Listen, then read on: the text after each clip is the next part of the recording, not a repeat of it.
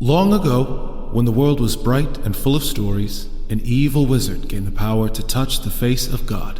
Narrativa, goddess of stories and weaver of our world, banished him to the void, but not before he stole a piece of her divine essence. With this newfound power, the wizard lay a dread curse upon all the world, the Glyph Purge, which struck from the minds of all mortals the knowledge of how to read and write. Now, all that stand between the Isle of Meotia and an age of endless ignorance are the bards, who tell stories of distant lands, exotic creatures, and brave heroes. This is one such tale. Hello and welcome to Challenge Rating Zero, the latest and greatest Dungeons & Dragons podcast to hit the internet airwaves. I am Sam, your Dungeon Master, and I am joined as always by my longtime friends and adventuring companions. Hello, I'm Brian, and I play Hektor the Gatekeeper. Hey, I'm Beth, and I play Rilla Longshadow for the last time, I'm pretty sure. Hey guys, I'm Alex, and I play Ruger Firehead. And last but not least, we have the man who calls himself Michael, but who we call Parker, Michael Parker, playing the druid Zurabak. Say hi, Parker. Hi, Parker. Fantastic. So what are you guys going to do when you lose your token female in the group? Well, girl. Wait, there's a female in our group? Well, whatever. Whatever, you want to call me. You're a changeling. A changeling? Yeah. Wait, Beth, are you leaving the show? Oh, for sure. Is this your show leaving announcement? Yeah, definitely. Swan song. Beth, don't joke around. Come on, if your character dies, I'm not going to drive to your house and finish the job.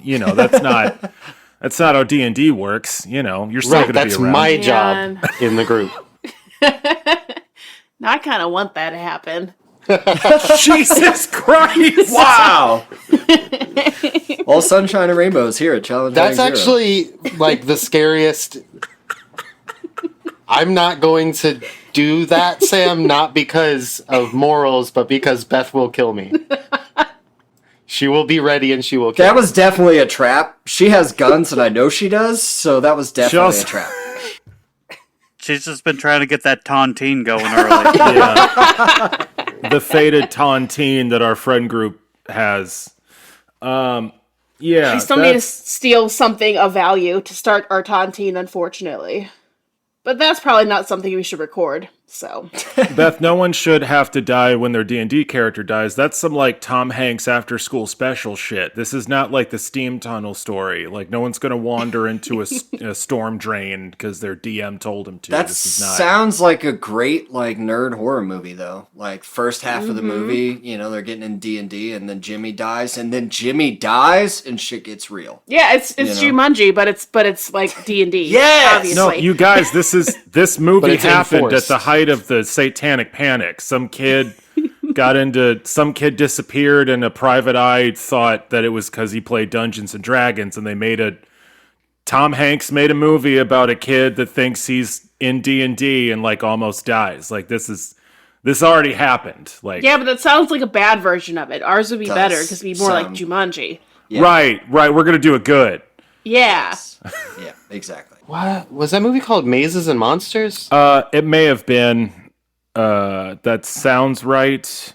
Yeah, it was not good. If you want to see the cringiest Tom Hanks performance of your entire life, you're going to want to watch Mazes and Monsters.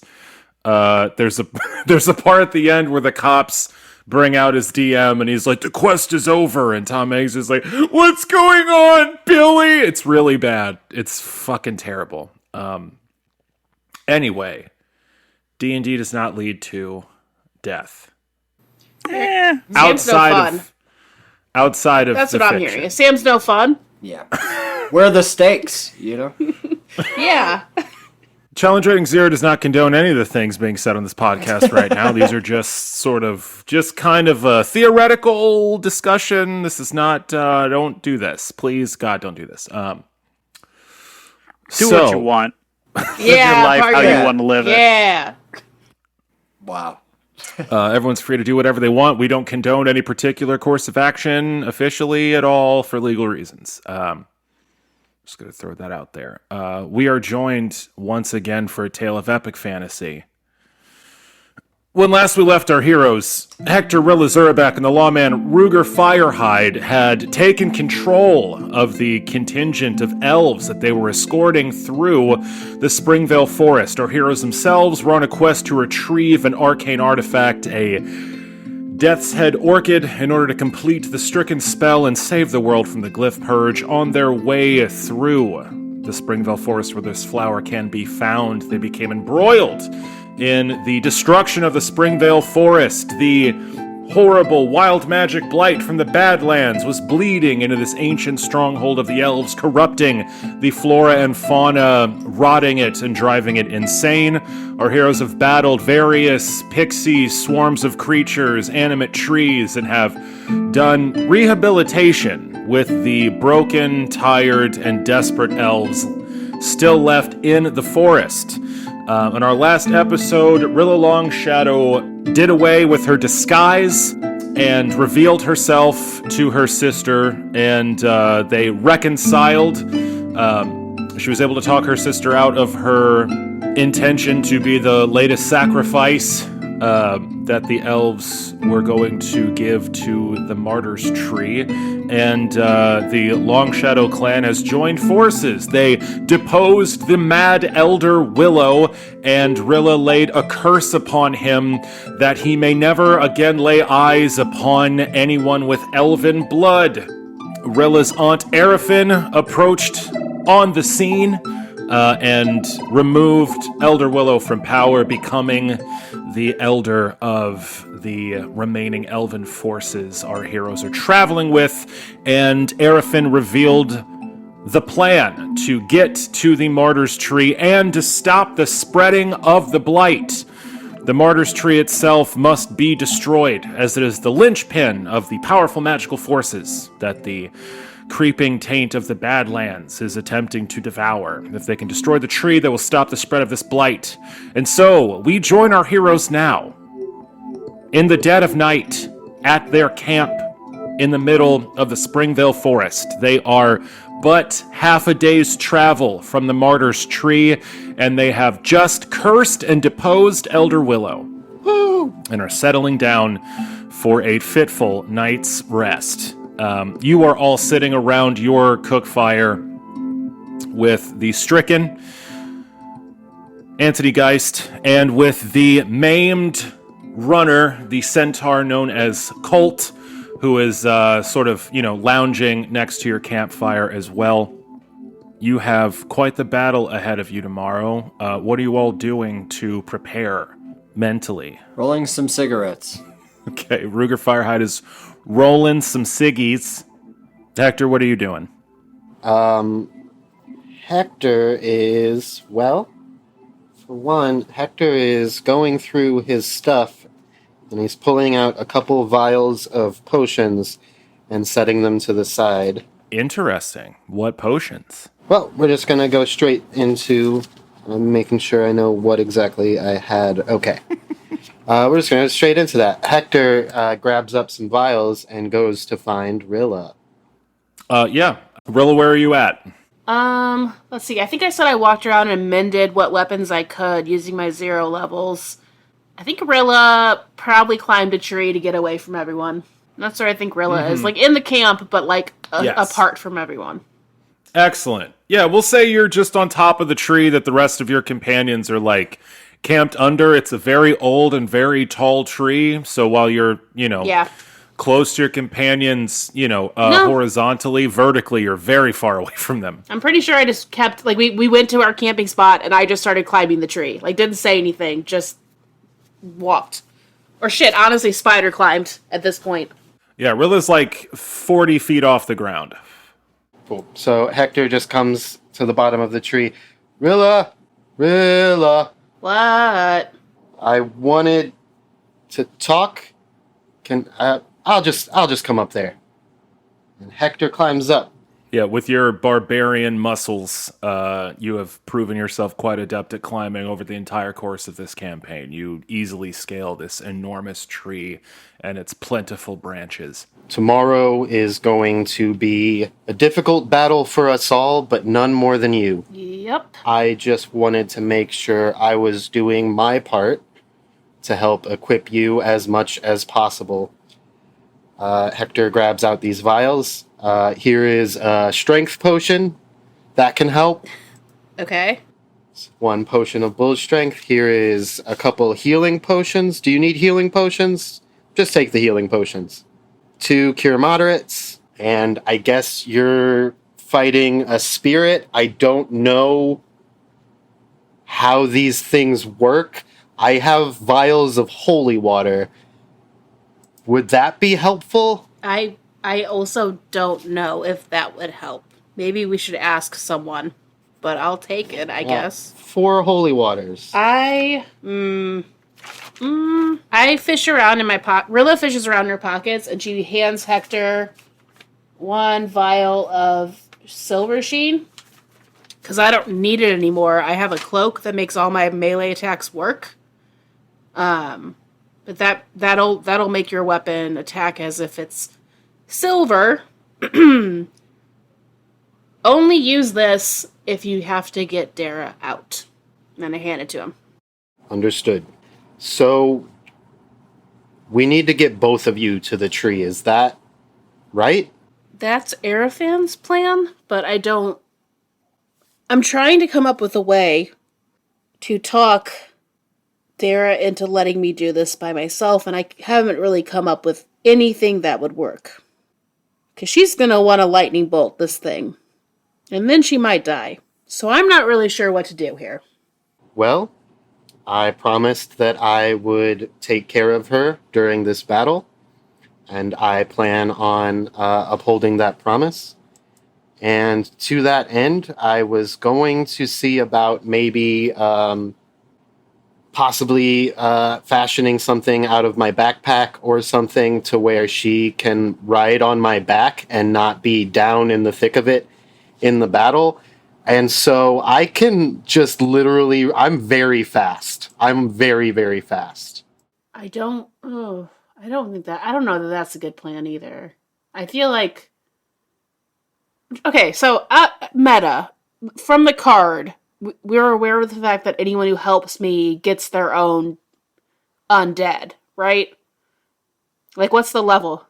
The card that was drawn for you, you know that there is a horrific undead creature in your future that you have to fight on your own. Anyone that helps you fight it will have to fight their own horrible undead creature. Okay, yeah, so with that in mind, you helping Dara will make things worse if you wait until Dara has started to fight herself.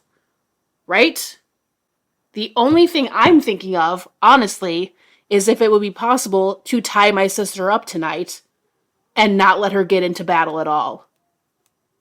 She will hate me for that, but it might be the only way to keep her alive. So that's where I am, Hector. If you let me accompany her into battle, and then I don't let her get close enough, and if things get too bad, forcibly drag her out of there, then she will hate me and not you. If she sees me fighting an undead creature and cast so much as a single spell at said undead creature, she will have one coming after her, and then you will feel obliged to help her, which will cause another one to show up, yes? So we will go from 1 to 3 quite quickly. Is grabbing the person and running away from the evil spirit, is that helping? We don't know. You have no way of knowing We have no that. idea. And also, what's going to stop it from following you forever? It's undead. You have to sleep at some point. It does not. I never have to sleep. Okay, Yeah, for sure. that's I've not definitely, definitely braided your hair while you were unconscious at least once. It's really boring in the camp. True. It looked lovely. Yeah, I mean, there's nothing to do at night. It's so boring. All right. Well, you are having this conversation up in the treetops, trying to figure out how you're going to handle the Dara situation. Zurabak, what are you doing right now? Sleeping. Okay.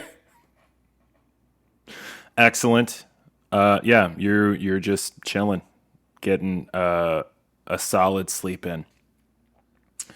Yeah.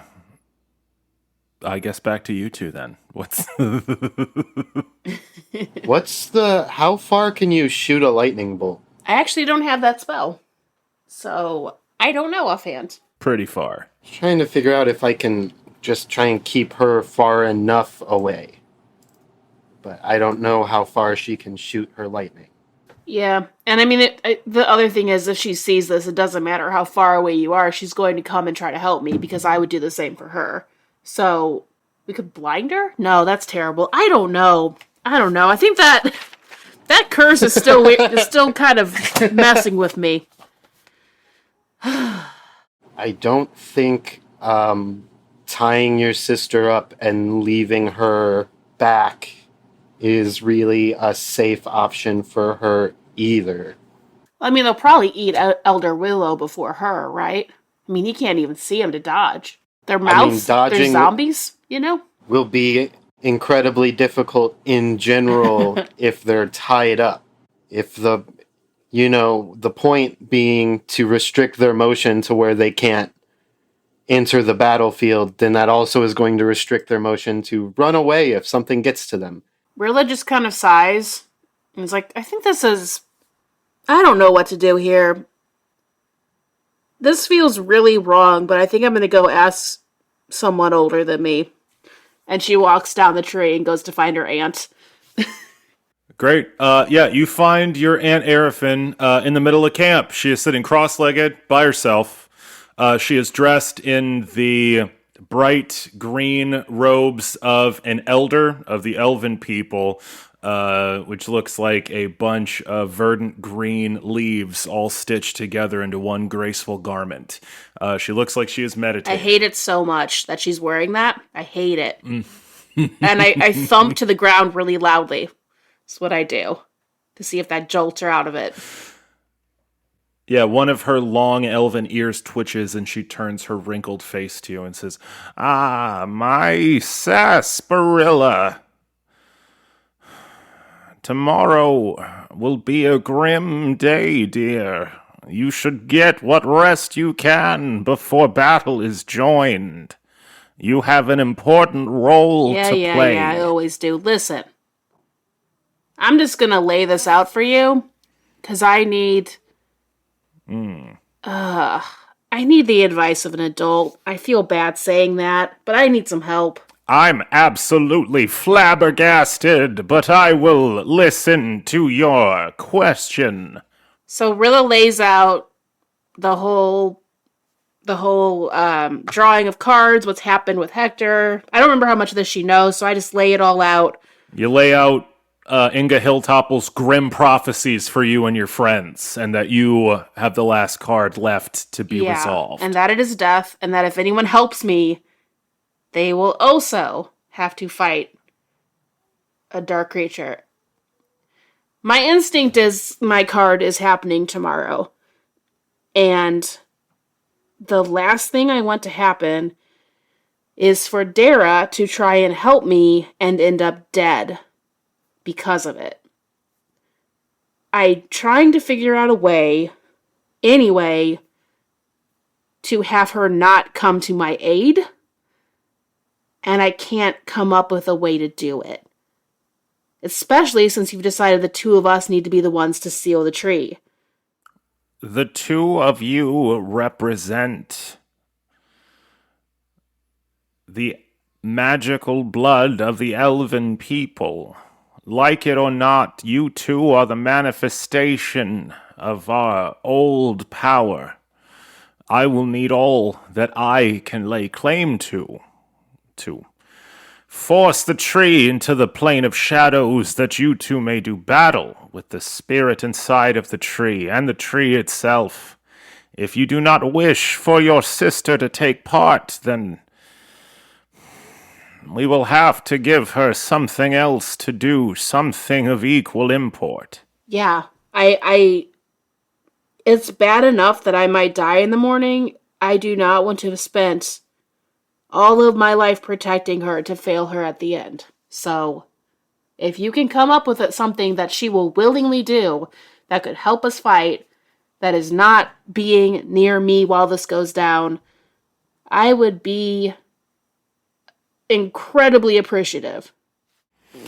When we wake tomorrow, we will have to take our small force, punch a hole through a horde of teeming undead, and then defend ourselves from their assault for long enough to me and your infernal companion, the Stricken, to perform our magics.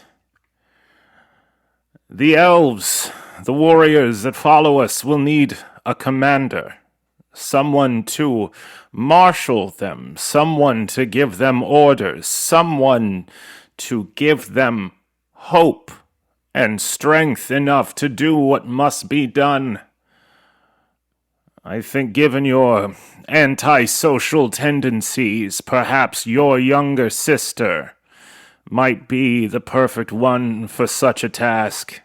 I mean, look, I've talked you off the rail, a few times. I've gotten you off the ledge. So let's not pretend I can't do it. I just don't prefer to, okay? I've got the skills.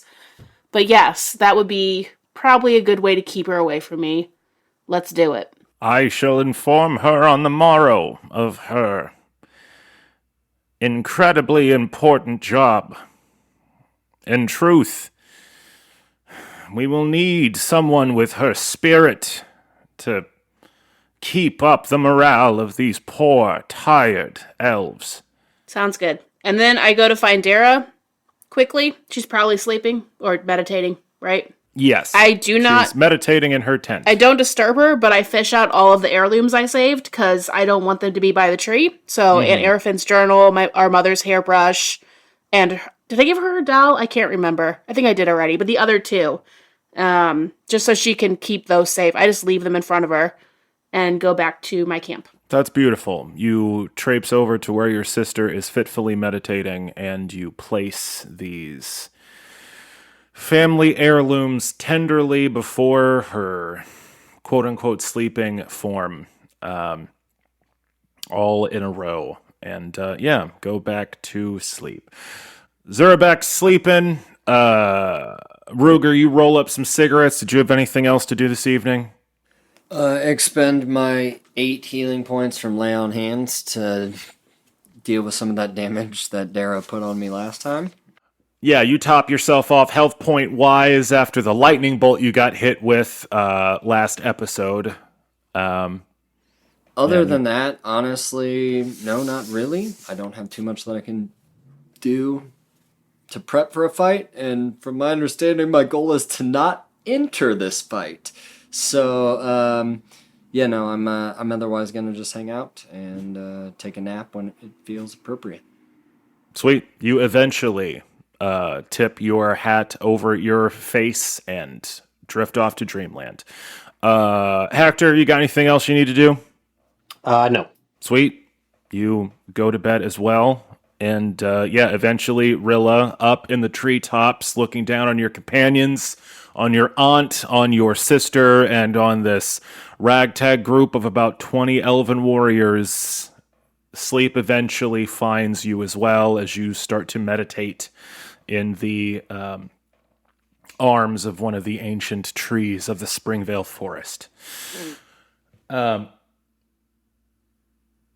There is a strange melody that accompanies all of your dreams. I eat it. Zurabak, you crack your jaws wide and try to consume it, but there's so much of it, it overflows and eventually reaches your ears despite your frantic chomping. You all find yourselves floating in inky blackness.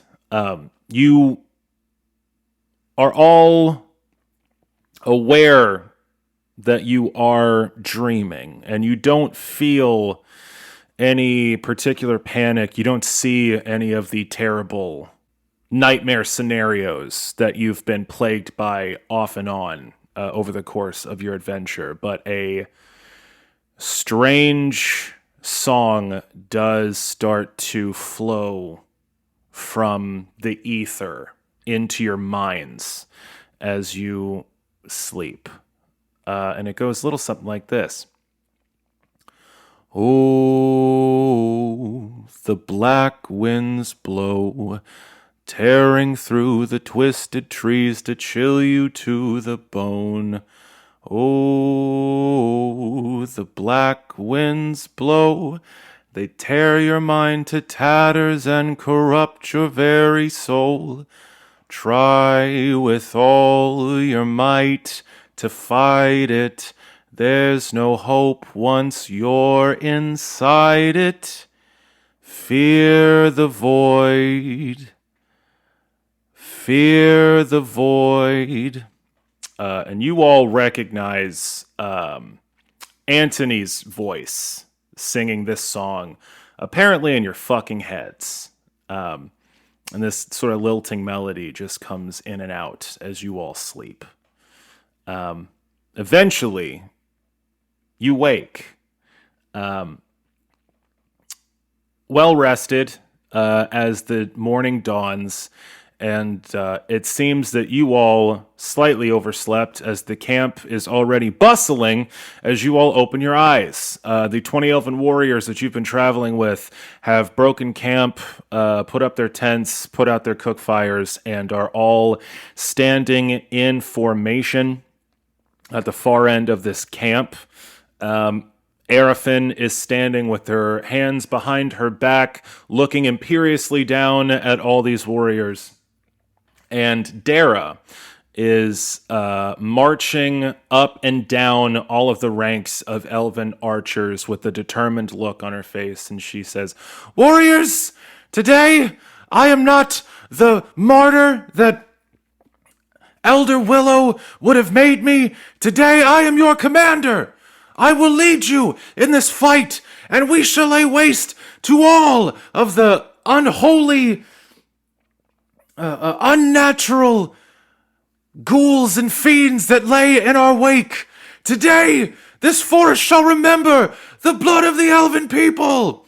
And all these elves perk up and give a little cry as she gives this little speech. And yeah, you all wake up and break camp. And as you all get to your feet and start to rub the sleep out of your eyes, Arafin walks over to you all and says, "Well, it seems that our little plan has worked. Dara seems content to lead this contingent of elves into battle. We should take off at once. Ready yourselves. I have gazed upon this horde of undeath with my own eyes. There are many, and the fighting will be hard. Let us away."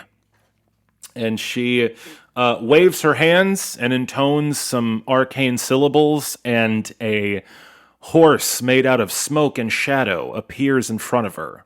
She, nimbly for her old age, jumps up into the saddle and rides forward a column, two columns of 10 elves following behind her, longbows in hand, arrows nocked.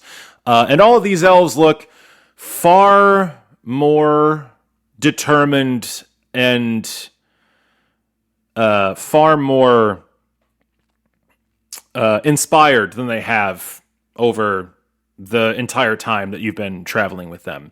Dara is at their front, just behind Arafin, and she has her own bow, this black bow with this elven script upon it, leading them with a wry smile on her face. She's almost bouncing, excited to get to this fight. So yeah, they start marching. Where are you guys taking positions? I'm drifting over towards Anthony. Me too. Okay.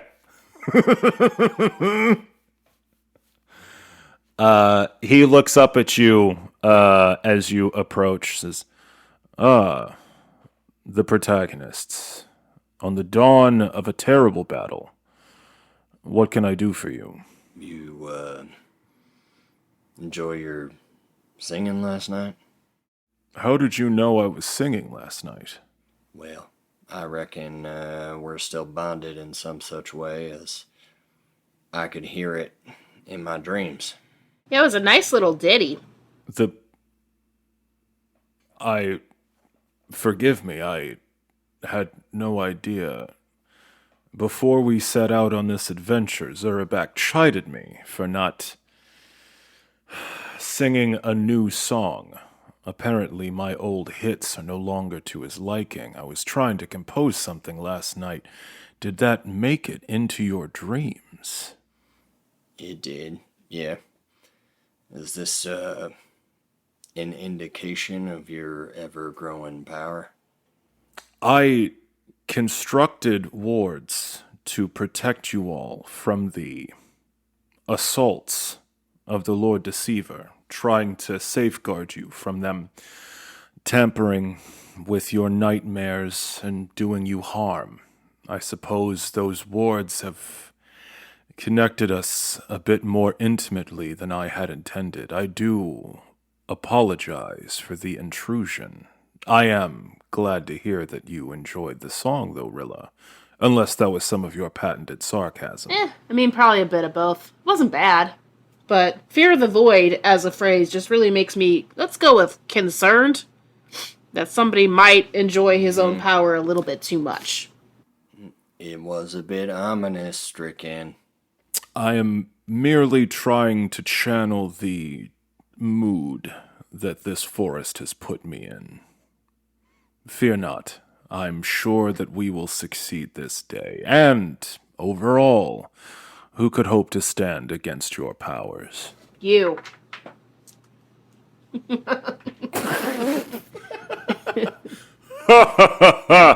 That's a good one.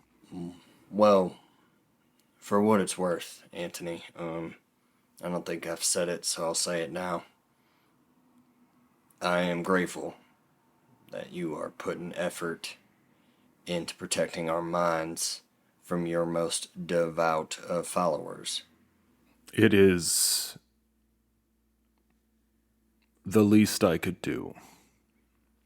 And he looks like uncomfortable. He like rubs the back of his neck a little bit, and he's like, I give him an old pat on the back, you know. I'll just give him a solid attaboy right on his back. It's like, anyway, I suppose we should set off. We don't want to get left behind. Will you all be taking point on this?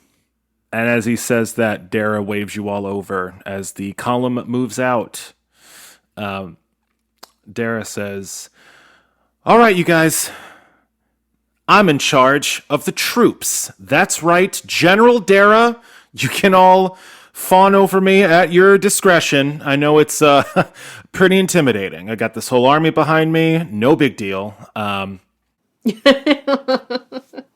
say, well, Dara, to be honest, if you're going to be a general, you need to look the part. And I take my badge of Protos, my little sheriff badge, and I affix it to her tunic. Oh, shit. Damn. Okay. Yeah, you place the symbol of Protos that marks you as a protagonist, and you place it on her green leather tunic, and she just like literally jumps up and down. She's like, by the gods, I knew it! I knew I was the protagonist! I knew it. I knew it. She turns towards Rilla and like, see, you're not the only one. See? Now, do me a favor, and please keep that safe, okay? After this is all done, maybe we can talk about what happens to it. Oh, I see your game, old man. Okay. All right. I rub my chest reflexively from where she blasted me with the lightning. No. I see your game, and it's working, okay? And I'm fine it's working. Well, here's the deal, okay? You all are way tougher and have way better gear than my troops. So here's the plan. When we start to see these undead bastards, I'm going to have my guys jump into the trees and lay down cover fire. We're going to rain hell on these shambling corpses. All right, we're going to do everything we can, volley after volley, to tear into them so we can soften them up, and you guys are just going to plow right through their lines, just pierce straight through and get Arafin and the Stricken to the other side. Does that sound like a plan? Yeah, sounds good. That sounds like an excellent plan, General Dara. All right. Let's do this. You all march through the forest. After about an hour or two, as you all pass through these towering, immense trees, the blight actually gets less and less dire, and it gets less and less widespread. You start to see, as you approach the center, the heart of this forest, that instead of these incredibly broad swaths of blight, of these dead trees and these, carnivorous herbivores, these huge patches of the forest tearing itself apart, you're starting to see these small, stripes of destruction, these smaller tendrils, almost like a hand is reaching out and you're no longer at the palm, you're getting towards the tips of the fingers. But there is one strip of this blackness, this corruption that is snaking through the forest all the way towards the heart. And as you get through a particularly dense thicket of bushes between two enormous tree trunks, you see spread before you a horror show. The stench of death smacks you in the face, and the ambient moaning of countless shambling corpses hits your ears, and you see spread before you an army of undead. Sprinkled between the few trees remaining between you and this massive clearing just beyond this tree line are hundreds of elven corpses on their feet, marching around. There's patches of skin missing, some are missing limbs, but they're unmistakably elves. What features remain are, angular, high cheekbones, long ears. And they are all of them covered in what looks like elven writing. Every single one of them seems to be covered head to toe in script. Now, of course, you all, because of the glyph purge, can't make sense of any of it, but there is unmistakably elven script covering every single one of these corpses toe to tip. Some of them have more script. It's a bit denser on some of them than on others, but faces, chests, arms, backs, they're all covered with this writing. And as you all see this sort of stretched out about 100 feet below you on the other side of this this hedge, the stricken gasps the sharp intake of breath. By the gods, I had no idea they were spell-stitched. This is not good. Spell-stitched? Care to elaborate? Well, the ancient elves were powerful spellcasters beyond even my reckoning. There was an ancient art form in the school of necromancy where you could use script to lay spells into an undead guardian. These corpses will not be like the ones we've fought before in the Badlands. These corpses will have magic all their own. This fight will be harder than even I had originally feared. Keep your wits about you. This will not be easy. So you see this wall of undead strewn between the trees. And just behind the undead, you see the beginnings of a clearing. And this clearing is strikingly different from the rest of the forest for two reasons. One, you don't see any blight yet. This strip of corrupting darkness and rot that you've been following thins out to the thinnest point you've seen, and it stops just before this clearing. The clearing itself, however, is blood red. Every blade of grass, every weed, every flower growing in this clearing is the crimson red of blood. And at the center is the largest tree any of you have ever seen. It's 200-300 feet straight up in the air, the trunk some 80 feet wide, this enormous tree, the king of the forest, and it too, from bark to branch to leaf, is the deepest, darkest crimson red. As leaves fall from it fitfully in the breeze blowing through the Springvale forest, it looks like drops of blood falling from outstretched limbs. It is absolutely crimson. And Arifin says, "That is our goal, the Martyr's Tree. The linchpin, the keystone of the veil over this forest.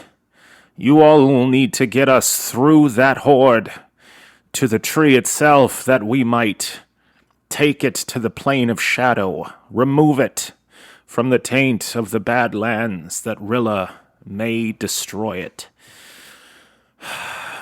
Let us take our places."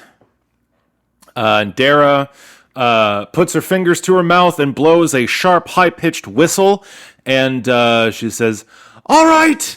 Let's do it!" And the 20 elves all around you immediately scamper up the trunks of all the trees surrounding you, take up positions in all the branches, their quivers full of arrows, and they knock arrows, take aim, and wait for your signal. Dara takes up after them and says, "Just, give us a yell when you want us to start firing. And Rilla?" Mm-hmm. Mom and Dad didn't come back. That means you have to. I'll do my best. You take care of those heirlooms, though, okay? Okay. And she gives you one last look and then scampers up a tree after her troops. Arifin pulls the stricken up on the back of her shadow steed, and she looks at you all and says, "Well, honor guard, after you. What do you all do?" Let me tell you a story. It is a story of the army of the Springvale Forest, led by the General Dara Longshadow,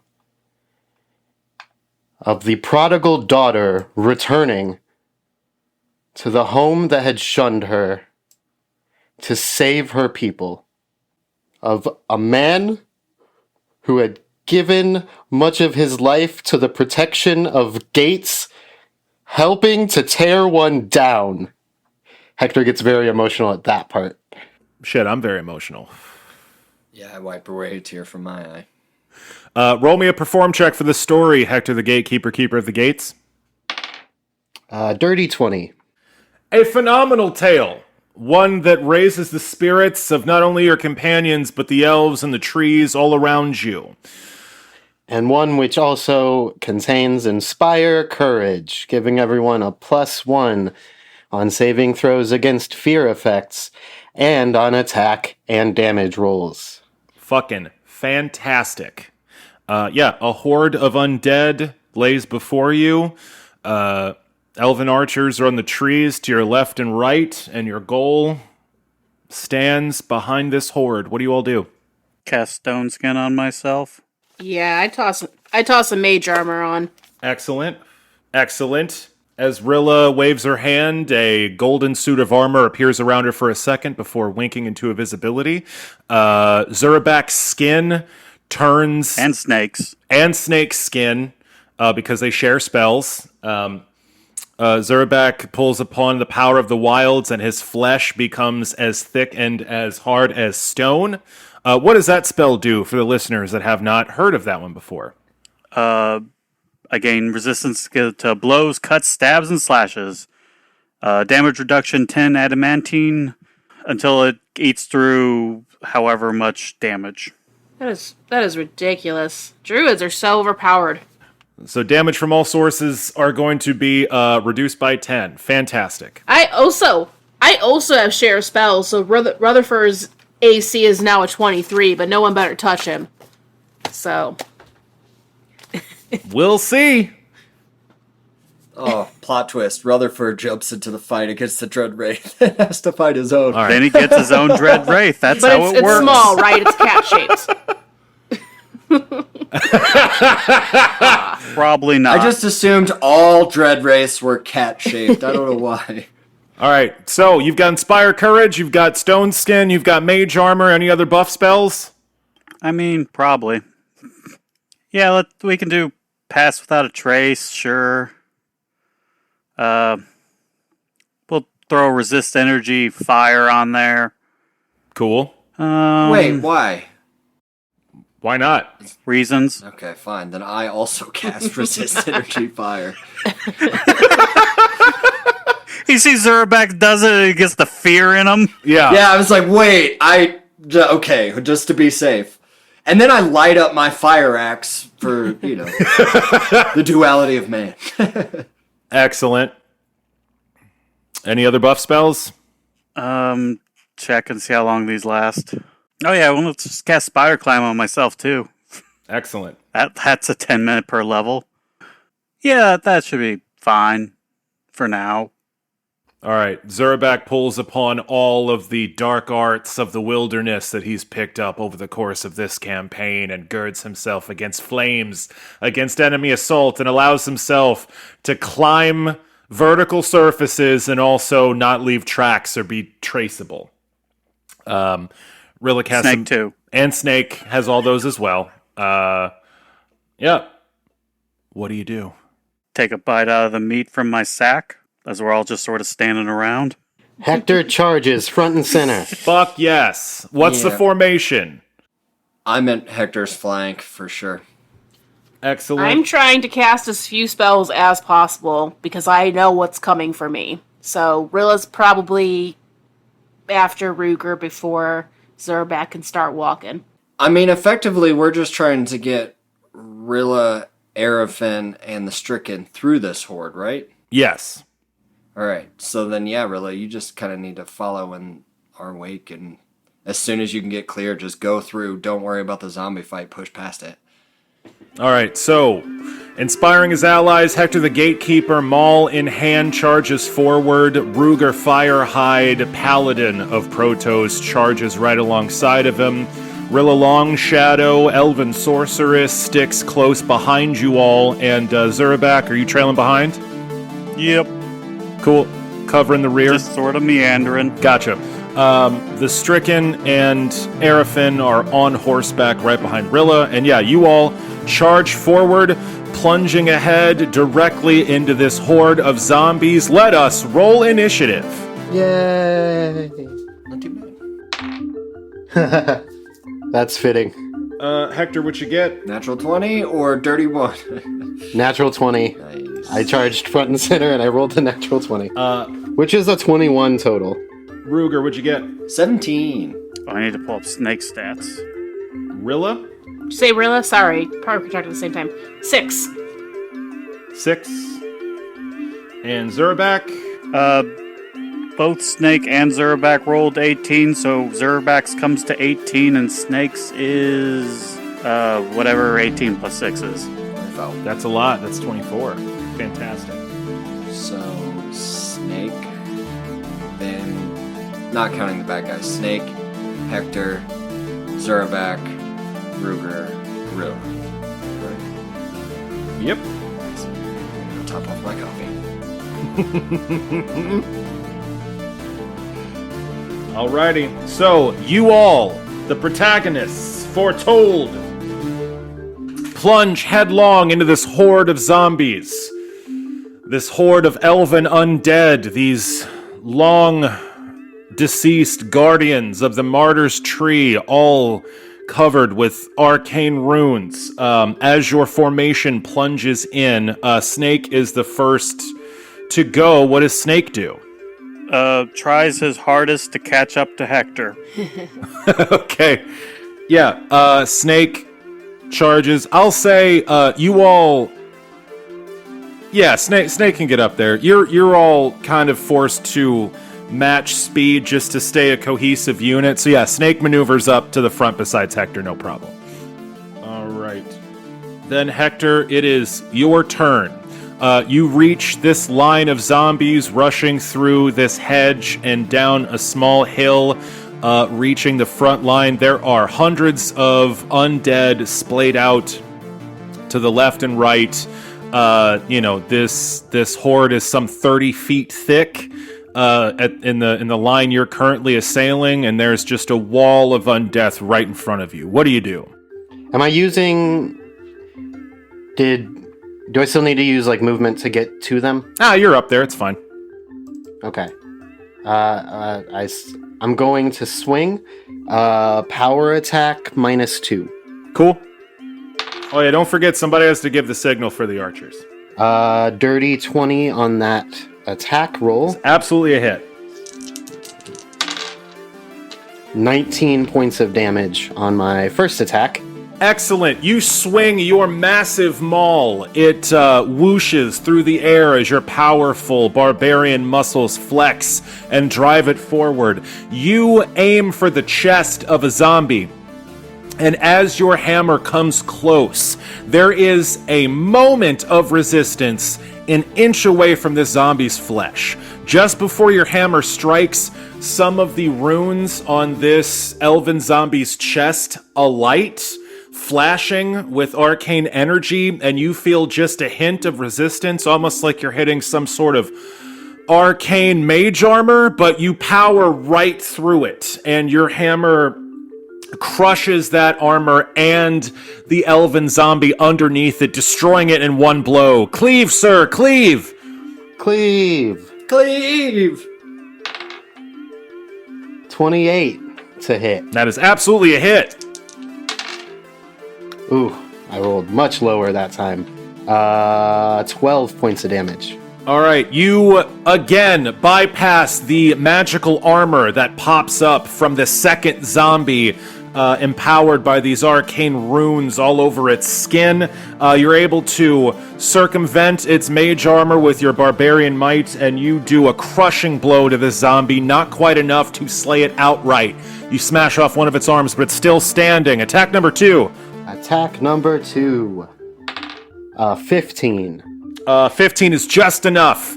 You, again, feel that resistance, and you're barely able to power through and make contact with this zombie's flesh. Roll damage. 17 points of damage. That is enough to kill it.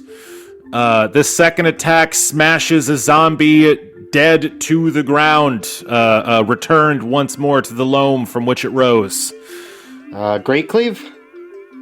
Is there another in cleaving range? Oh, for sure, yeah. There's just a wall of flesh. Yeah. 18 to hit. You got it. Ooh, almost max damage.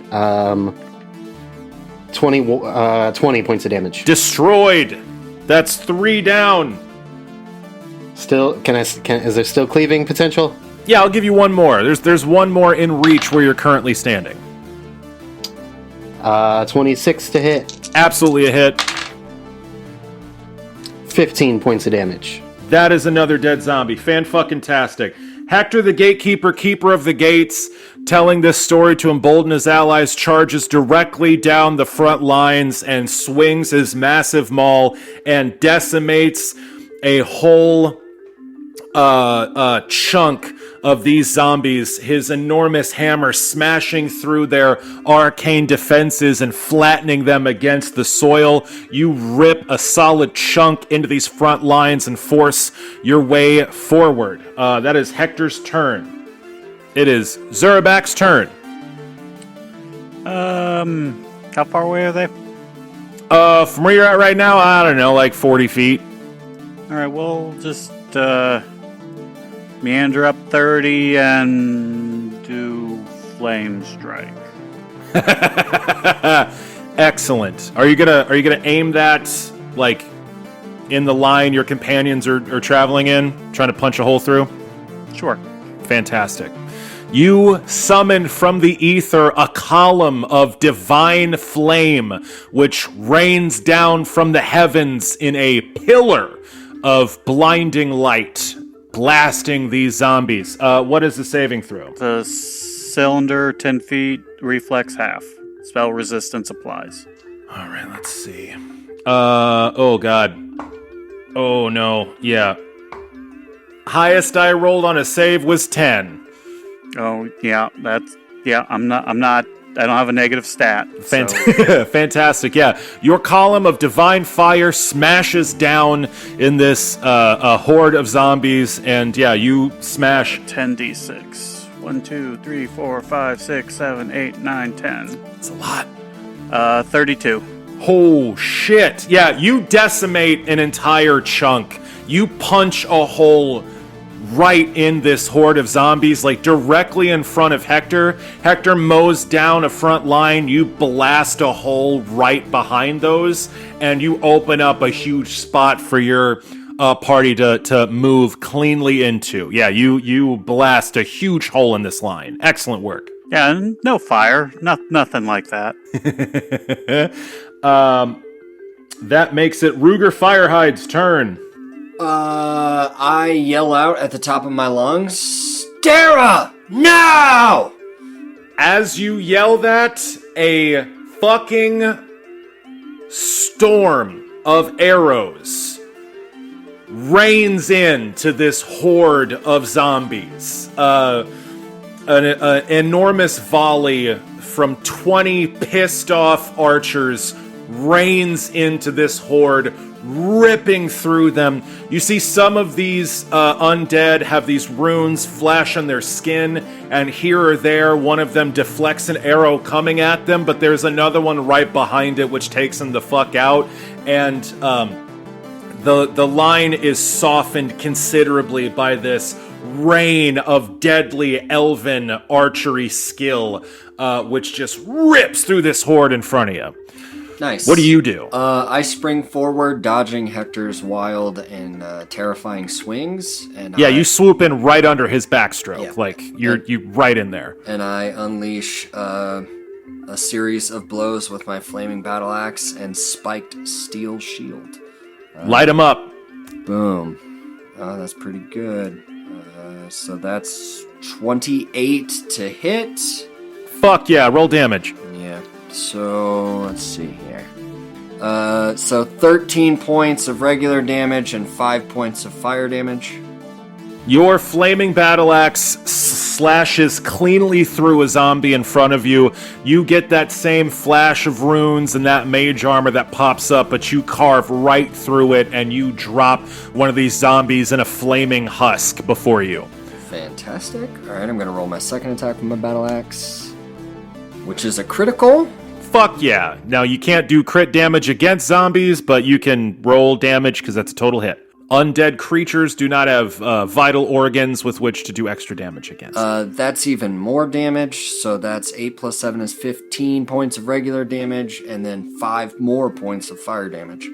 Yeah, you spin on a heel, pirouette, and slash through another zombie, taking its head clean off. You and Hector are side by side. You're like dancing around each other as arrows fall around you and pillars of fire drop in your path. Yeah, you drop another one. Keep it going, man. All right, steel shield time. So let's see. So that is 16 to hit. That is a hit. All right. so I don't do Your damage. spiked shield bashes through the defenses of one of these zombies. Well, max damage on my shield, which isn't necessarily a ton, but so that is 4 plus 7, 11 points of damage, bludgeoning. You turn this zombie's fucking head 360 degrees. It spins on its stump and falls off, but it is still walking and grasping at you. It's been horribly wounded, but it's still on its feet. Finish it off. I think, 17 to hit. That hits. 10 points of damage. Absolutely destroyed. Fan-fucking-tastic. In a lovely dance of death, you side by side with your companion Hector spin and slash and shield bash, and you mow down 3 more of these zombies. With that last one, I take the spike on my shield and I just ram it straight up into the brain, kind of like lifting the zombie off the ground and then piling it into the earth before ripping my shield free, pulling bone and teeth out as I do. Fuck yeah, you do. The thing's jawbone gets like stuck on one of your shield spikes. You have to like shake it off for a second. Nice. Yeah. You all carve through, but as you approach and start pressing into this mass, you carve a solid hole and you're making good progress. But the second you all show up, even through the arrows and the spells and the melee assault, all of these zombies now see you, and the whole horde just starts surging against you like a wave of water. That's gonna make it Rilla's turn. Rilla, there's zombies all around you. You got Hektor and Zurabak in front of you. You've got Hektor and Ruger in front of you, and Arafin the Stricken behind you. What do you do? And Zurabak is behind all of them. Yes. I mean, I really don't want to use any spells if I can help it. So Sure. I think I just move forward as much as I can without getting into combat. Like, I am just trying to fill in the gaps, I guess? I'm not sure. Shit. Well, you can only move forward like 30 feet. It's Yeah. pretty cramped in here, and you're not exactly running at a dead sprint. So you get 30 feet forward. You're right up against Ruger and Hector's back, so you can still do a thing if you'd like. There's no shortage of targets, and they're starting to press you. There's just a shortage of spells I can cast. Fuck it, I toss a fireball out in front of us. We need a God. path forward, right? So you have like a flaming longsword Yeah, and shit. You it's know, fine. you got other stuff, We'll but yeah, do you you conjure a ball of flame. A small mote of fire appears above your palm. It zips forward, arcing over your 2 companions, mowing down zombies with their melee attacks, and erupts in a giant bloom of fire and fury, ripping through these zombies. What is the saving throw? It is reflex. It is DC 17 for half damage. Okay. Yeah, these are fucking zombies. None of them got that fucking save. Do it up. I finished finding all my 96 I need. One sec. I'm at 5 right now. Oh, Lord. I really should have grabbed them all. This is wonderful for the podcast, right? Fuck it. I'll do 5 and I'll do another We 4 can after cut- this. We can cut all this out. I can cut anything out. You can cut me out. Sometimes on accident, I do. Just cut Sam out of the entire episode. 30 points of fire damage. In a 20-foot radius, you hurl a fireball into the heart of this horde, directly in front of you and your companions, and it erupts in a riotous explosion of orange and yellow flame, which falls like a fucking mortar shell and rips through the line of these zombies. It tears an enormous hole right in the center of their line and leaves an enormous swath 40 feet across, right in the middle of this horde. You make ample space for you and your companions to move through. With that fireball, you all have made it halfway through this ocean of undead. You force your way ever forward, and as your small unit makes its way in, the horde rolls forward towards you and around on either side and starts to close up behind you.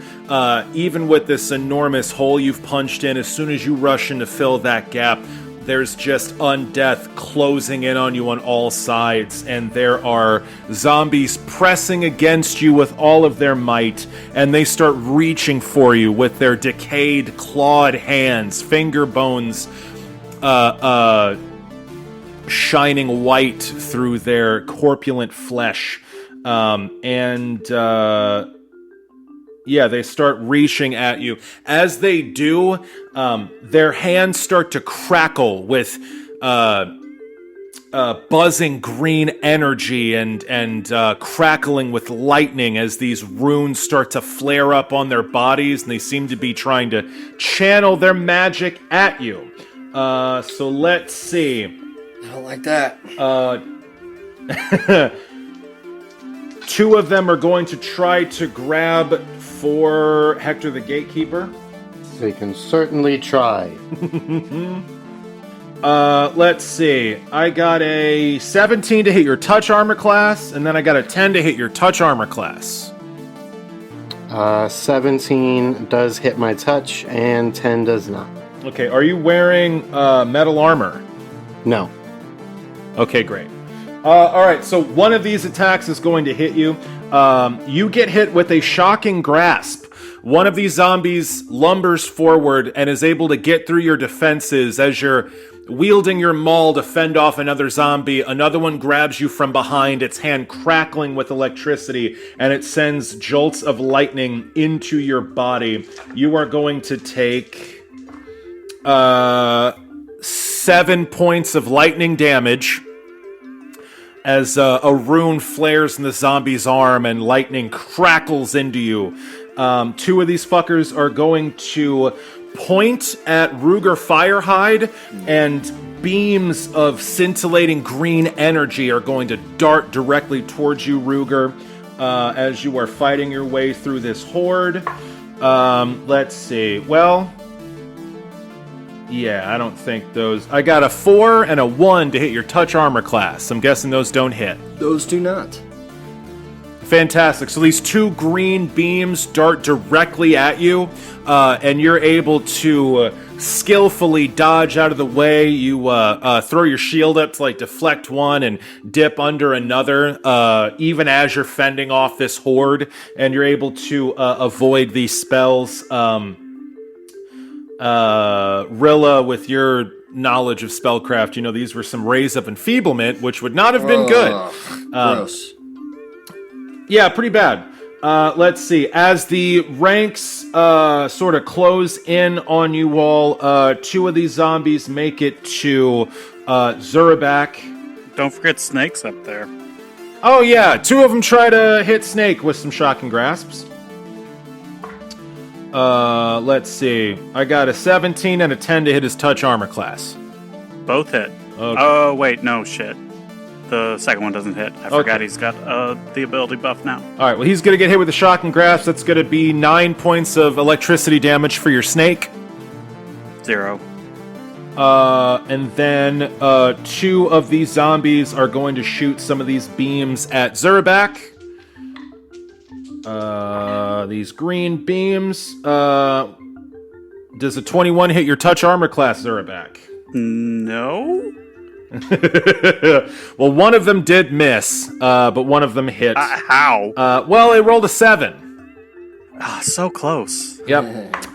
So you are going to take 5 points of strength damage, Zurabak, as a ray of enfeeblement slams into your chest and saps you of some of your life energy. It's not bad. Yeah. So as these zombies are pressing against you, you see, sort of above the fray, two elves that look a little different from the rest. They are a little taller. They're a little better put together. They're not slowly shambling like zombies. There's not pieces falling off of them. They look almost mummified with bone-white skin, and their eyes are glowing this sinister red. They stand about a head above the rest of the zombies, and they make their way forward, holding their hands up, and they point their hands not at you all, but at the trees behind you, and lines of fire, scorching rays, shoot off from their outstretched hands and start lighting the trees that these elven archers are in on fire, and they go up like Roman candles. You hear screaming behind you, and a few of these elves drop out of the trees. Yeah, that is the bad guy's turn. So we've got two of these more powerful looking zombies with way more powerful spells that just loomed up before you, and you're about halfway through the lines. It is back to the top of the order. Snake. What does Snake do? Snake tries to bite. Fantastic. Roll an attack roll. +6, so 25. That is absolutely a hit on one of these zombies. Your snake lashes. I assume it doesn't need to roll a fortitude save. Yes, unfortunately, your snake's virulent poison is not going to work on undead creatures who have no circulatory system to speak of. 9 points of damage. Excellent. Yeah, your snake lashes out. Its massive fangs drive deep into a zombie's flesh, and it sort of coils around it a little bit and completely blocks it off. Your snake is so fucking huge, roving beside your companions, that it's basically holding up an entire flank just by existing in that space. Your friends are basically walking along like an APC, like it's like they're walking next to a tank, and like their whole right flank is just guarded by a wall of scales. Fantastic. So that is Snake's turn. Hektor the Gatekeeper, Keeper of the Gates. Where are the special ones in relation to me?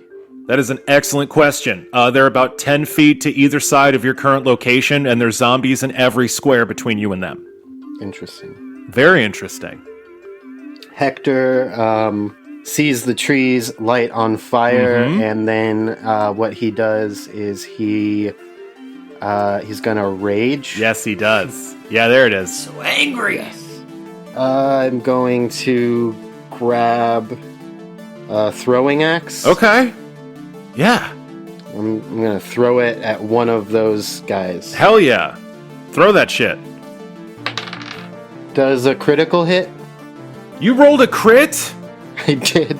Oh boy, yeah, that hits really good. Unfortunately, there's no bonus damage because it is undead, but yeah, you absolutely hit this creature directly in the chest.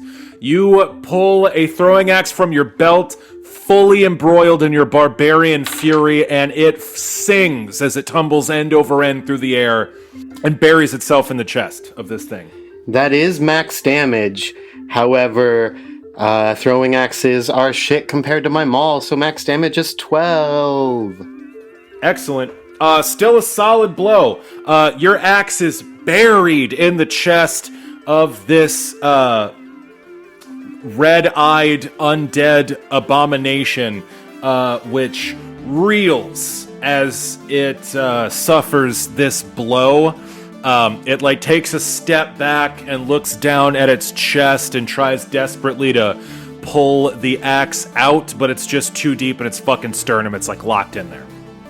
Okay, I throw a second one at the same guy as my second attack. Okay. 19. That is not a hit.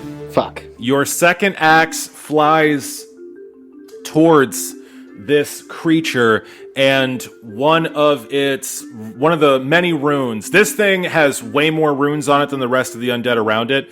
And one of the many runes on its skin flares up, and the sheen of force appears before it, and your axe bounces off of that right before it makes contact with this creature.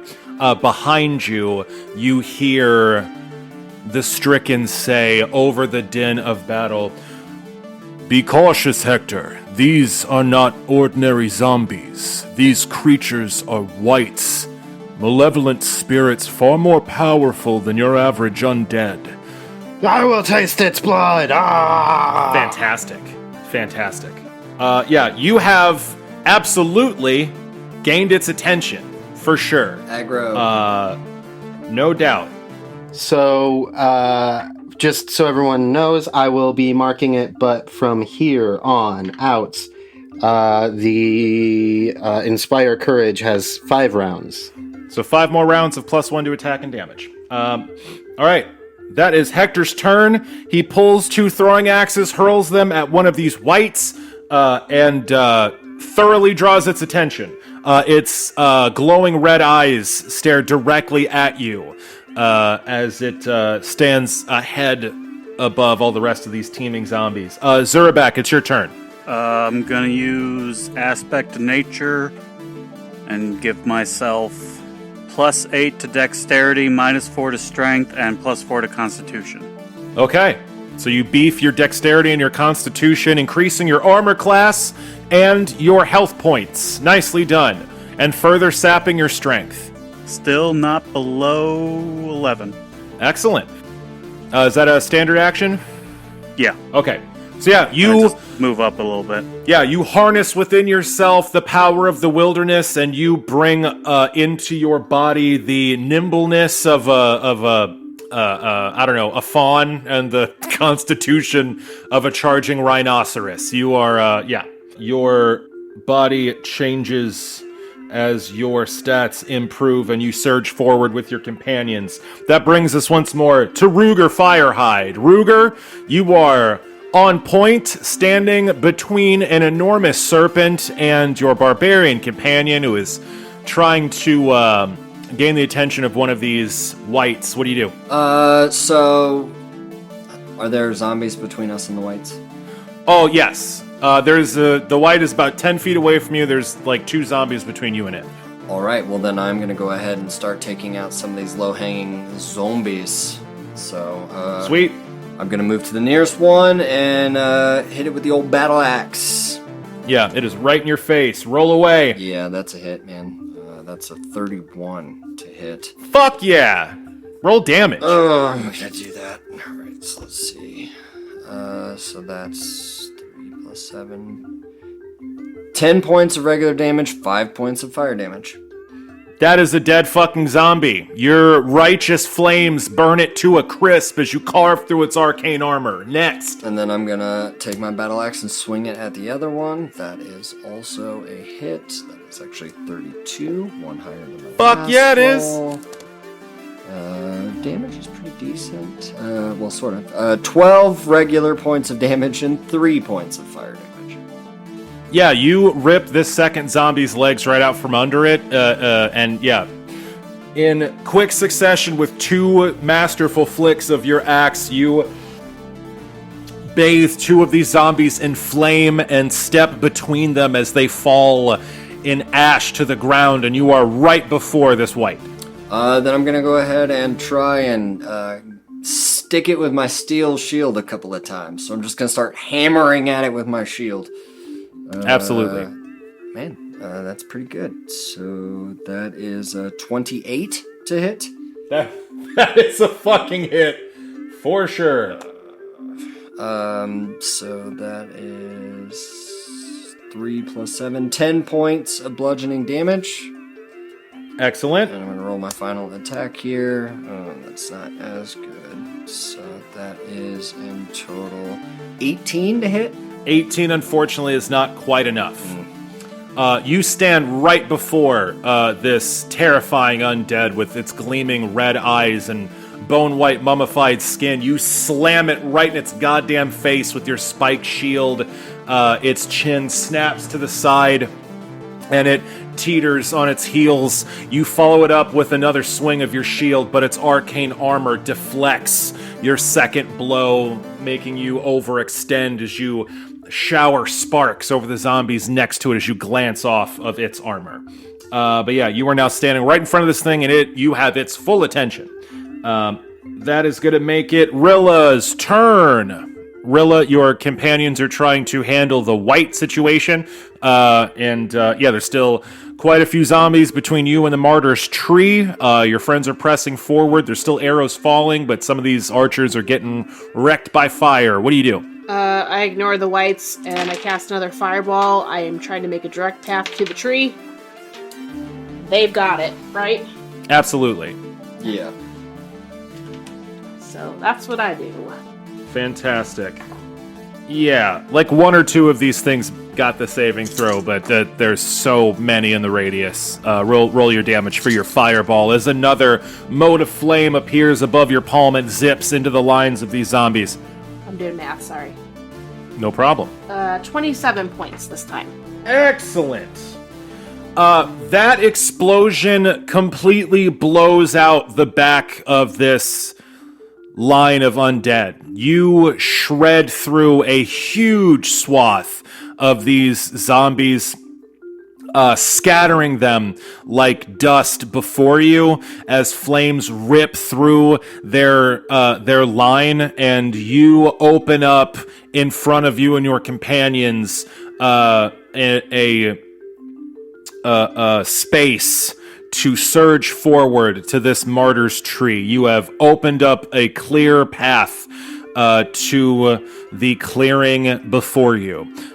Your fireball even sparks up these whites a little bit. They're just on the outskirts of its wrath.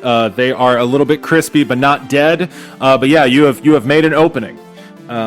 It is the zombie's turn, and as this opening appears before you, blackening the earth and singeing the flesh of this undead horde, you all start to press through the opening you've made, and a hand covered in gold rings punches through the soil before you. It reaches down and starts to pull, dragging up behind it a corpse that is covered head to toe in regal garb, this gorgeous golden robe and a golden circlet with that is wrought to look like interwoven branches crowns its head.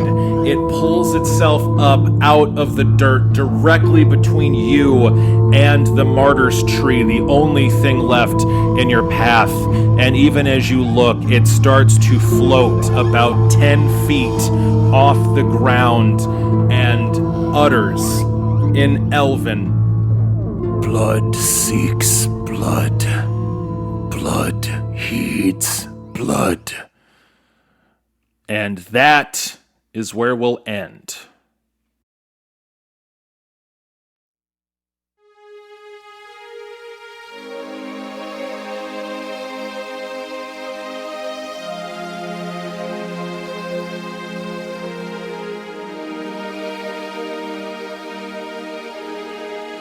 Hello and welcome to As the Dice Turns, the podcast after the podcast where we take a deep dive into our player characters' motivations, characterizations, frustrations, and try to get a better understanding of them as people.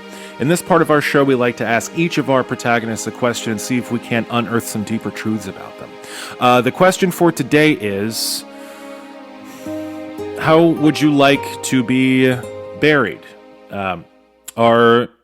Each of our heroes comes from a different culture with its own funeral rites and its own traditions and views concerning death. I'm curious to see how our player characters would like their remnants treated, what sort of rituals they'd like, basically what they want to happen to them after they die. Let's start with Ruger Firehide. Ruger, how are you today? Well, I'm doing mighty fine, host, but if I'm earnest, I believe I owe you an apology. I shudder to think why. Well, last time I had informed you that we were gonna knock out the south wall and expand our, growing skate park And Yeah. we got a little carried away and took out the west wall too. And honest to God, I don't know how the studio's still standing. But the skate park looks great, host. So, it's really, this is a half-assed apology. Because, I'm sorry, but I'm not sorry, I will say the skate park is very large and looks very radical, I guess is the term. My studio is more of a Colosseum style now, sort of a Parthenon. It's just some pillars holding up a roof with some recording shit just sort of in it. So I'm not really down for the open air feel. The breeze isn't great for the equipment, neither's the rain. Yeah, it's pretty. But I humid guess in I'll here. just worry. Yeah, it's great. There's pigeons and shit now eating out of my garbage. Sharon, get the net! Just Sharon, the pigeons are back! God damn it. as long as they're not wearing roller skates. Yeah, okay, fine. Yeah, well, only skater pigeons. Great. Listen, Ruger, we got to get this done before it starts raining again. The question for today, Ruger, is what would you like to happen at your funeral? What rites performed? How would you like your body to be handled, interned? What kind of funeral rites would you like when the time comes for you to pass from this world? Well, host, I think my answer has evolved on that one. I once would have said that I would have want my body taken back to Grimm's Hollow and buried under the same tree that my daughter Navi is. But unfortunately, things have happened that make that nigh impossible now. And honestly, hosts, since that time, well, my answer is this. My entire life has been defined by my relationship with fire. And in my final state, I suppose it would only be apropos if I was set ablaze and turned into a urn of ash. So I guess that's my answer. Burn me up real good and, I don't know, put me in an urn somewhere. Well, I have to say that is definitely on theme. A little surprising nonetheless, considering your relationship with fire up until now, your phobia, then your grudging acceptance, and now your wielding of it against your enemies. Would you want any particular rites performed, a service, or just like a small, Well, private affair? And who would you want anyone to keep your ashes? I suppose my ashes would best belong to Shira. Whether she'd want him or not is an entirely different question. But Interesting point. she is one of the few people here that might care as to what happens to them. As far as the pageantry is concerned, what I want seems to not matter all that much, considering I am a protagonist, and I suspect that there would be some fanfare to accompany the death of one. But if it were my wish, I suppose I'd want my funeral to be visited by those that I loved and trusted, my closest of companions, those that I left a mark on in life, and, give them an opportunity to say what they will before I'm put to the flames. Well, very well said, Ruger. An excellent insight into your psychology. We certainly thank you for your candor. I know it's a bummer to get back to these grim topics, but we certainly appreciate your honesty. Thank you very much. Yep, not a problem, host. Till next time. Till next time. All right, next up, we've got Rilla Longshadow. Rilla, how are you today? Hi, I'm doing great. I love these renovations. It's amazing how much space we have to work with now. You know, the acrobats are thinking about trying to do something aerial with the roller skates. Yeah, nothing. Roller skates do better than spinning in open air. Well, I'm glad that there's far more space for your army of roller skaters to show off and do battle with the army of skateboarders. I'm sure that'll all go great. But putting aside the coming street battle between these two warring factions inside my fucking studio, which is now a skate park, Rilla, we've got a bit of grim business to get into today. The question for today is, what kind of funeral would you like? When the time comes for you to pass, to shuffle off this mortal coil, are there any particular rites, rituals, traditions, anything you'd want done in particular? My instinct here is to tell you as opulent as possible, but that's bullshit. No, I mean, really, end of day, I think it's going to be whatever would help Dara the most, right? Preferably, well, I'd like it if my body couldn't be used by others once I'm gone. So the idea of a cremation is appealing. But if that wouldn't help her, if she would prefer a more traditional elven burial, I would acquiesce to that. I'm not around anymore. I just really, I'd give her the choice. She can cremate me, or if she's gonna keep my body, she needs to make sure no one else can fuck with it ever again. I think that sounds like a fair bargain. So is the tradition among the elven people for burial? Yeah, of course. Burial and tree planting, Right. Obviously. We live in a forest, so Of naturally course. you become the tree, you visit the tree, etc., etc. We didn't get to do that with my parents, so were I to go, I think she will need a place to visit for all three of us. So, yeah. I don't particularly care what happens to my body as long as no one else gets to use it for their own fucked up experiments. So, that's that. Understood. You want to be laid completely and utterly to rest. Correct. That's pretty important to me. Yes. I think that is an excellent answer. That certainly makes a lot of sense. I'm sure this is nothing that your younger sister is going to enjoy thinking about, but yeah, it's. I think it's admirable that you have her so firmly in mind when making decisions like this. Yeah, that makes a lot of sense. We certainly thank you for your answer. Yeah, that was not at all depressing. Yet again, host. You're so good at lifting my spirits in these trying times. And Dara, yeah. I'm a people and Dara person. What can I leaves. say? You know? Or not Dara, Rilla. Rilla leaves. Freudian Yeah, slip. Rilla's gonna die. It's fine. It's gonna be fine. You'll be fine. Maybe. We'll see.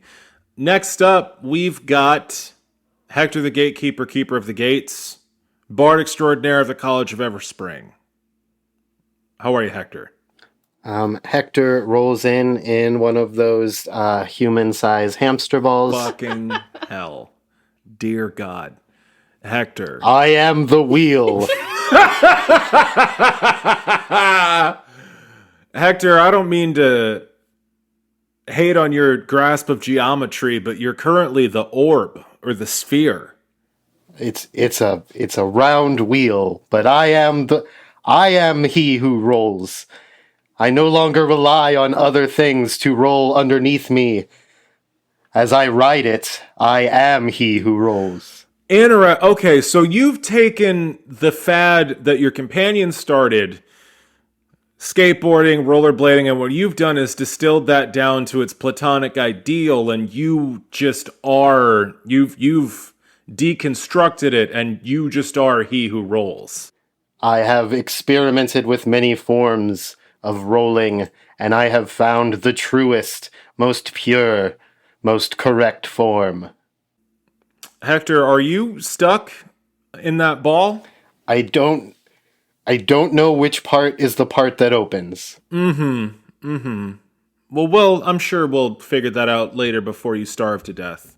Or piss your pants. Well, whichever comes first. In any event, Hector, we got some serious business to get to today. The question for today is, when the time comes for you to pass, what kind of funeral would you like? What sort of rites, rituals, things like that would you like to accompany your passing? What would you like to happen to your body? Well, that is quite easy. I would like a traditional death festival, which is a 3-day celebration of life, wherein we share stories about the dearly departed, drink heavily, and at the end of which the body, which is left out in the middle of the festival space the whole time and does start to get quite rank by the end. We then take the body and we leave it out for the animals to feed upon. Interesting. I've heard of this. This is like a sky burial. Birds and creatures come down and take the nutrients from whatever's left, and it goes off into the ecosystem, right? Exactly. We join the circle of life. Well, that is beautiful. Quite a way to send someone off. Man, 3 days every time someone passes. I don't obviously have the numbers on how big your clan is, but how often are you all partying? I mean, it depends. We aren't the largest group, so, it's not as often as you might think. We do, however, work dangerous jobs, so, say about a third of the year is spent celebrating someone's life. Well, I have to say, that seems like an excellent way to fend off the grief and recontextualize it as a celebration of what was. I have to say, that sounds like quite a good time, considering. I'm fascinated to have learned this lovely little tidbit about the Gatekeeper clan. A lot of Gatekeeper culture seems to involve partying and getting drunk. Like a lot of it. I don't know if you have ever just like hung out on a mountain for extended periods. Like once the view's amazing, but once that becomes normal, then you're just kind of surrounded by rocks. Not a lot, not a lot of extra stuff to do, huh?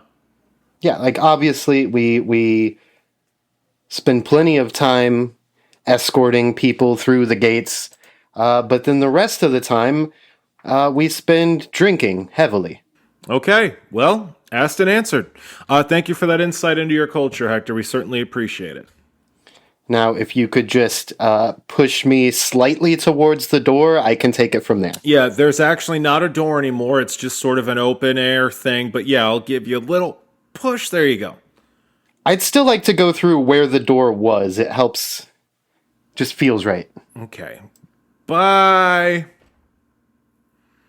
All right. Now that he's rolling, last but not least, we've got King of the Shocker Lizards, Champion of the Goats, Emperor of the Rats, and Duke of the Isle of Neho, Zurabak the Unburned in the studio. Zurabak, how are you? Better. I like it without the walls. That makes so much sense, it hurts me to hear and to see it. Yeah, that all lines up. Well, Zurabak, we've got a pretty grim question for today. I'm curious to see if you'll even accept the premise of this question, honestly.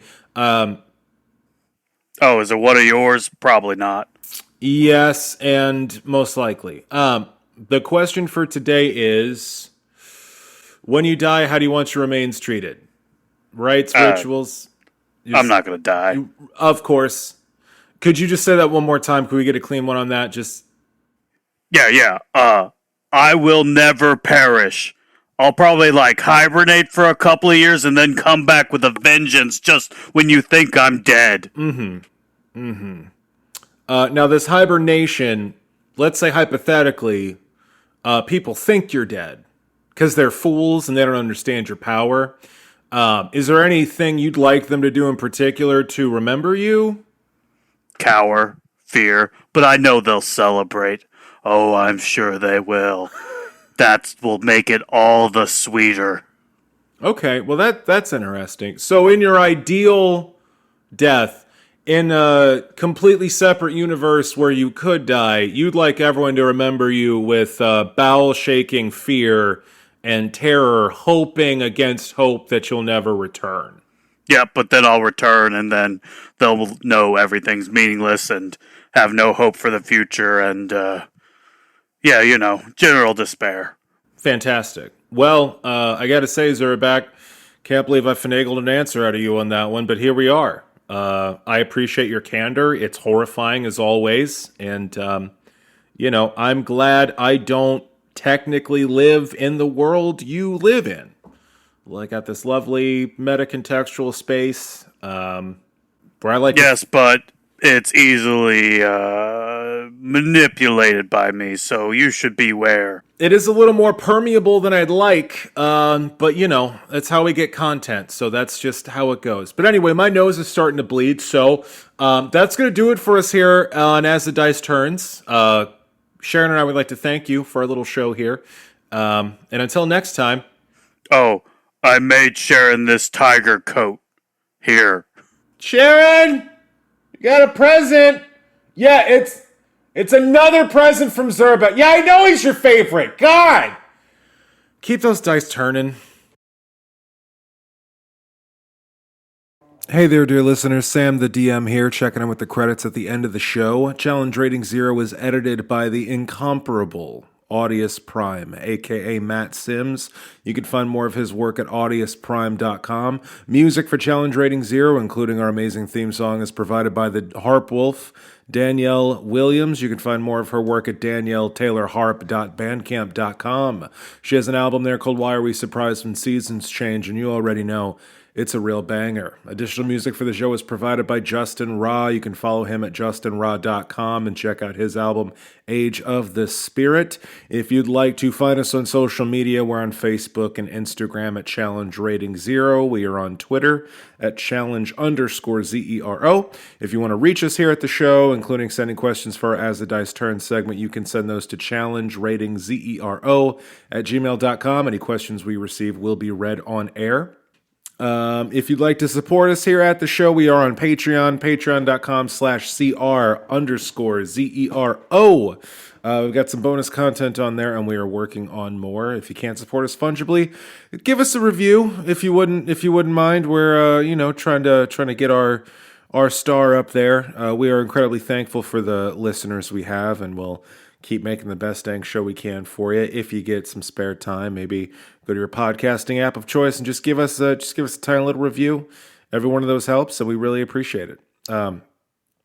Also, very late notice, but I, your intrepid dungeon master, Sam the DM of samthedm.com, I am running an event at Apotheosis Comics and Lounge on South Grand on Wednesday, the 23rd, day before Thanksgiving. If you're in the St. Louis area and you are interested in playing a game that I am running, myself and Brian will both be at Apotheosis Comics on Wednesday the 23rd, so 2 days from the time you're hearing this. Sorry.